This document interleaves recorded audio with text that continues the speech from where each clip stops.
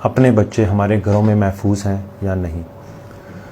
कुछ दिन पहले एक 3 साल के बच्चे को इमरजेंसी में लाया गया, जो कि 2-3 डॉक्टरों से मशवरा करके वहाँ पहुँचे थे।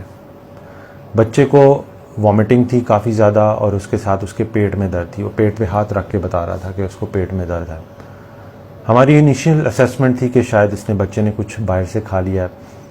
तो पेरेंट्स ने बताया इसने कुछ बाहर से भी नहीं खाया, घर की चीज़ें थी वो भी बिल्कुल ताज़ा थी, पानी भी वो बॉइल्ड यूज़ करते थे। तो हमने सोचा कि शायद उसको हेपेटाइटिस हो गया, जिसको हम पीला जरकान कहते हैं। तो उसके हेपेटाइटिस के टेस्ट करवाए गए, लेकिन वो टेस्ट भी नॉर्मल है। कुछ और बेसलाइन टेस्ट करवाए गए पेट दर्द के लिए, लेकिन उनमें कुछ भी ज़ाहिर ना हुआ। बच्चे की ना उल्टी रुक रही थी, ना उसका पेट दर्द ठीक हो रहा था, वो बुरी तरह से रो रहा था। अल्टीमेटली उसको ड्रिप लगाई गई, उसको इन्फेक्शन का ट्रीटमेंट दिया गया। सो इनिशियल असेसमेंट यही लग रही थी, शायद पेट का कोई ऐसा इन्फेक्शन है, ऑल्दो उसको कोई डायरिया वगैरह नहीं था। 24 घंटे गुजर गए, उसकी क्लिनिकल कंडीशन में इम्प्रूवमेंट होने की बजाय फर्दर जो है ना डिटीरिएशन यानी तनज़ली होने लग गई। और अगले दिन उस बच्चे का पेट फूलना शुरू हो गया और साथ जो उसकी उल्टी थी वो ग्रीन कलर की और ब्लैक कलर की आना शुरू हो गई।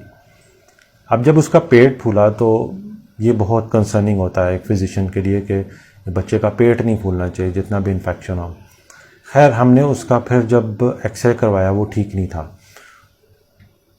एक्सरे काफ़ी बुरी कंडीशन में था, उसमें गैस अंडर डायफ्राम वो तब आती है कि जब आंतों में कहीं ना कहीं किसी एरिया में कोई सुराख हुआ और उसमें से गैस लीक हो गई।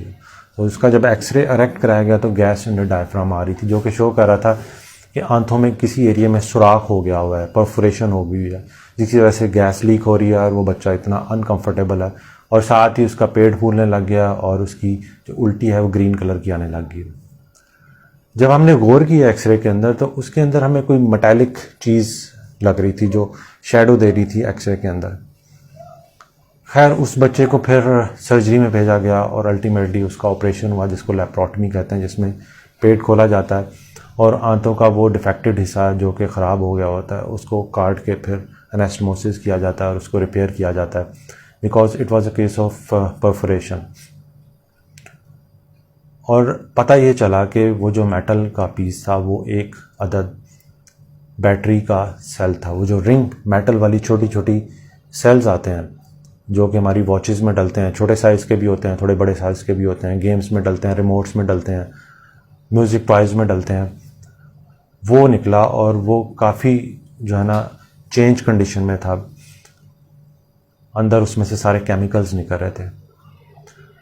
एक छोटी सी बात है कि बच्चे ने कहीं, माँ बाप को तो खैर पता भी नहीं था कि उसने ये खाया, तो एक छोटा सा सेल, चाहे वो इतना सा हो चाहे वो इतना सा हो, जब वो इंसान के पेट में जाता है तो वो जाके मैदे में या उससे आगे आंतों में जब उस पर लिक्विड का असर होता है तो उसमें से बहुत ज़्यादा केमिकल्स रिलीज़ होते हैं, एसिड रिलीज़ होता है, और जिस जगह पे वो सेल हो वहीं पे अक्सर चिपक जाता है। अगर वहाँ चिपक गया तो उसने वहाँ उस एरिया में जो कि नाजुक सी झिल्ली होती है जिसको म्यूकोजा कहते हैं उसका बर्न कर देना है, और जैसे ही वो बर्न डीप होता है तो वो आंतों के उस हिस्से में सुराख हो जाता है जिसको परफोरेशन कहते हैं, and which is an medical emergency. ऐसा ही इस बच्चे के केस में हुआ।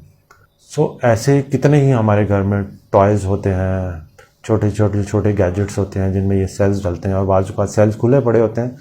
बच्चों को ऐसी शाइनिंग मेटालिक आइटम बड़ी अट्रैक्ट करती हैं और बच्चे वैसे भी चीज़ों को एक्सप्लोर करते हैं और हर चीज़ मुंह में डाल रहे होते हैं। सो अगर ये स्वॉलो करें तो इसका इतना बुरा इम्पैक्ट बॉडी के ऑर्गन्स पे हो सकता है। सवाल मेरा अभी भी वही है, क्या हमारे बच्चे हमारे अपने घरों में महफूज हैं? इन तमाम चीज़ों के बारे में ज़रूर सोचिए।